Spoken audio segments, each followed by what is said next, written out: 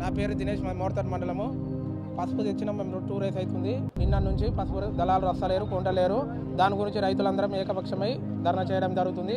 అప్పటి నుంచి నిన్న తీసుకొచ్చిన పసుపును ఒక్క దళారు వచ్చి చూస్తలేడు. మొత్తం పచ్చి ఉన్నదని చూసుకుంటా మరిపోతారు. పచ్చి పసుపు మార్కెట్లకు అసలే వస్తలేదు.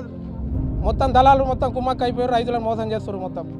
అందుకోసమే మేము అందరం నిర్ణయం తీసుకున్నాం. పసుపు కొత్త పసుపు రేటు 5,000 నుంచి రేటు చెప్తలేరు, రేటు సుఖ చెప్తలేరు. నిన్న నుంచి మీటింగ్ 10 గంటలకు మీటింగ్ ఉన్నా చెప్తారు. మేము వస్తున్నాం మీటింగ్ అంటే చెప్తారు, కూర్చుంటున్నాం మరిపోతాం, మరిపోతాం. రోజు 1000 రూపాయల బస్ కిరాయి అవుతుంది మాకు. మేము ఇప్పుడు మొత్తం 2-3 డోర్లకు లాగేసేసినాము. లాగేసేసి దళాలు వచ్చారు. ఈ కొత్త పసుపు ఉన్న పసుపు అమ్మిన తర్వాతనే కొత్త పసుపు తీసుకొద్దామని చెప్పారు. అది మేము నిర్ణయించుకున్నాం. నిన్న నిజామాబాద్ మార్కెట్కి సుమారు 20,000 బస్తాలు వచ్చింది. పచ్చి పసుపు కొనొద్దు, మీరు ఎండిన పసుపే కొనాలా, ధర మంచిది ఇవ్వాలా అని మేము ఖరీదారులకు చెప్పడంతో వాళ్ళు కేవలం 6,000 బస్తాలు మాత్రమే కొనుగోలు చేసిండ్రు. ఈరోజు 10,000 సరుకు వచ్చింది. 10,000లో కేవలం వాళ్ళు 1,500 సరుకు మాత్రమే కొనుగోలు చేసిండ్రు.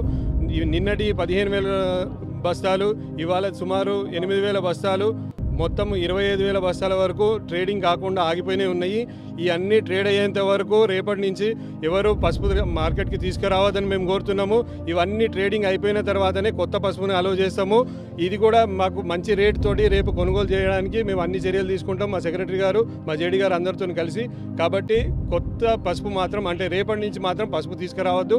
ఈ రోజు ఉన్న పసుపుని మంచి ధరకి రేపు అమ్మిపించే ఏర్పాటు చేయడానికి ఖరీదారులతోటి కమిషనర్లతో జాయింట్ మీటింగ్ కండక్ట్ చేసి పసుపును వీలైనంత తొందరగా అమ్మకం చేపించడానికి చర్యలు తీసుకుంటామని మేము తెలియజేస్తున్నాం. రేపు ఖచ్చితంగా బీట్ అవుతుంది. రేపే కాంటలు అయిపోయే ఏర్పాట్లు కూడా చేస్తాం. ధరలు ఈ రోజు ఏవైతే 5,000 రూపాయల ధరలు అయినాయో అదే ధరలకి రేపు కొనుగోలు చేయడానికి మేము అన్ని చర్యలు తీసుకుంటాం. మినిమం 5,000 కన్నా మీదికే ధర రావడానికి మేము చర్యలు తీసుకుంటాం.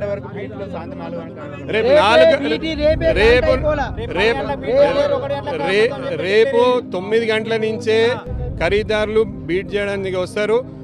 ఎంత తొందరగా అయితే అంత తొందరగా బీట్ కంప్లీట్ చేసి కాంటాలు స్టార్ట్ చేపించే ఏర్పాటు చేస్తాం.